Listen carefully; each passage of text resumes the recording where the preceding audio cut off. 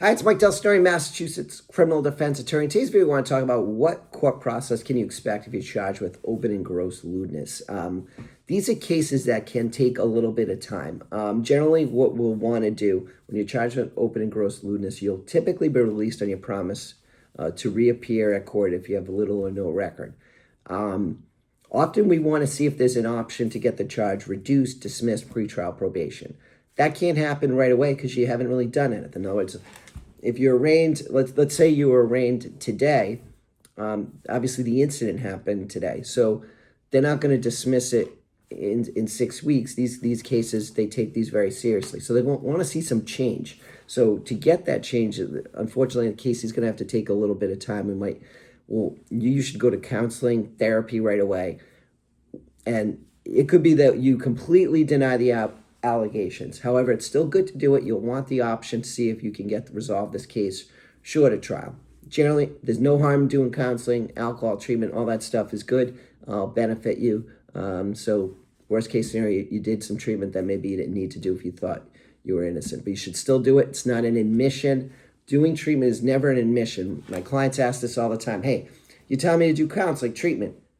I didn't do it. Aren't they going to think that I did it? No. Never. The court believes someone has a problem if they're in court, whether they're guilty or not guilty. So if you're doing something proactive, they like that, shows you're taking it seriously. You can hold yourself to a higher standard than the law. The law requires proof beyond a reasonable doubt. If you're in court, something might have went wrong. So you can address that and still be found not guilty, still get your case dismissed. So what are some of the ways to reduce the charge? So open and gross lewdness is a felony. It's not a sex offense unless you have a prior conviction, so prior guilty. But still, it's not a charge you want to admit to. If you got to continue to without a fine, it would technically not be a conviction. But you can do better. Hopefully, in many cases I've had this charge in Boston, New Bedford. I try to get the charge reduced to what's called indecent exposure. That's a misdemeanor. That doesn't have any sexual offender consequence, even if you got another one. So it's a better resolution. Even better than that would be what they call pretrial probation. This would be that they would keep the case open. If nothing happened, the case would eventually get dismissed. So those are the types of resolutions I'll try to get. Generally, the DAs aren't going to jump at that right away. They're not going to say first date. We're going to have to send them letters of recommendation, counseling records. The case will have to be pending for a while, and sometimes they'll say no initially, and then we'll keep at them. And a lot of times, sometimes they'll change their mind, sometimes they won't. But we'll do whatever we need to do to try to get the best resolution. If not, we can always go to trial. But that's your final option. It's nice to have. When you're charged with a crime, you want to have all the options on the table, see all the range. If you have to go to trial, generally on the day of trial, people will ask, can we resolve this? I want the answer you to know, no, we can't. We tried everything. That's what we've been doing for the last 4 to 6 months. The case has been going on. We're here because there's no other choice other than to accept what they're offering.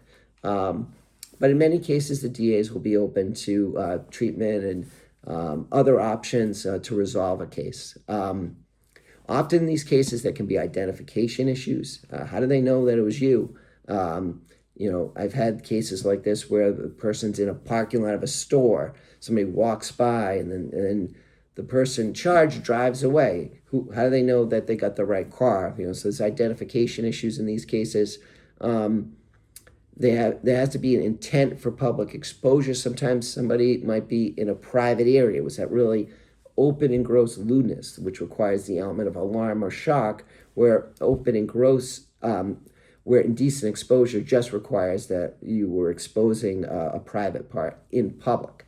So open and gross lewdness, there has to be an element that there was an intent to cause alarm or shock. Sometimes that is not present. We sometimes do a motion and dismiss, but often that will be a trial issue. So if you find yourself charged with open and gross lewdness or any criminal offense in Massachusetts, call, text me. My passion is helping people make the best decisions for themselves when charged with a criminal offense.